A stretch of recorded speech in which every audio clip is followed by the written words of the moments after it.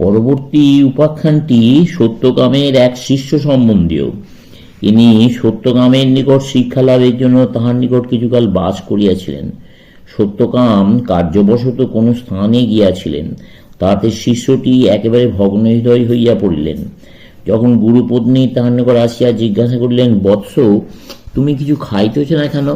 তখন বালক বললেন, আমার মন এত খারাপ যে কিছু খাইতে ইচ্ছা হইতেছে না।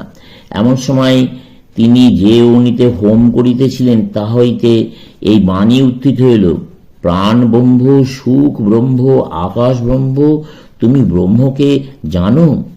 তখন তিনি বললেন, প্রাণ যে ব্রহ্ম তাহা আমি জানি, কিন্তু তিনি যে আকাশ সুখ স্বরূপ তাহা আমি জানি না। তখন অগ্নি আরো বলিতে লাগিলেন, এই পৃথিবী, এই অন্ন, এই সূর্য, তুমি যাহার উপাসনা করিতেছ তিনি এই সকলে বাস করিতেছেন। তিনি তোমাদের সকলের মধ্যেও আছেন। যিনি ইহা জানেন এবং এইরূপ উপাসনা করেন তার সকল পাপ নষ্ট হইয়া যায়। তিনি দীর্ঘ জীবন লাভ করেন ও সুখী হন।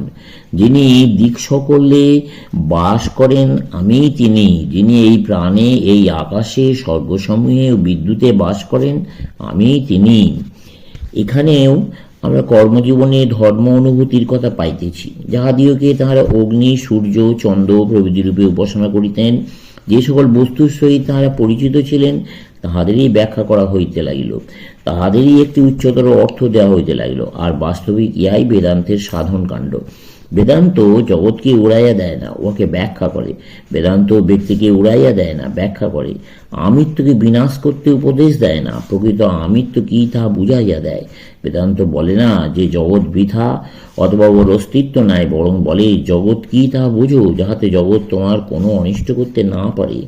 সেই বাণী সত্যকাম বা তার শিষ্যকে একথা বলে নাই যে অগ্নি, সূর্য, চন্দ্র, বিদ্যুৎ অথবা আর কিছু যাহা তারা উপাসনা করিতেছিলেন তাহা একেবারে ভুল, কিন্তু বলিয়াছিল যে চৈতন্য সূর্য, চন্দ্র, বিদ্যুৎ, অগ্নি এবং পৃথিবীর ভিতরে রহিয়াছেন, তিনি তাহাদের ভিতরেও রহিয়াছেন।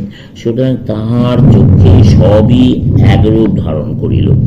যে অগ্নি পূর্বে কেবল হোম করিবার জন্য অগ্নি ছিল, তাহা এক নতুন রূপ ধারণ করিল এবং প্রকৃতপক্ষে ঈশ্বর রূপ হইল। পৃথিবী আরেক রূপ ধারণ করিল, প্রাণ আরেক রূপ ধারণ করিল, সূর্য, চন্দ্র, নক্ষত্র, বিদ্যুৎ সকলই আরেক রূপ ধারণ করিল, ব্রহ্মভাবাপন্ন হইয়া গেল। তখন তাদের প্রকৃত স্বরূপ জানা গেল।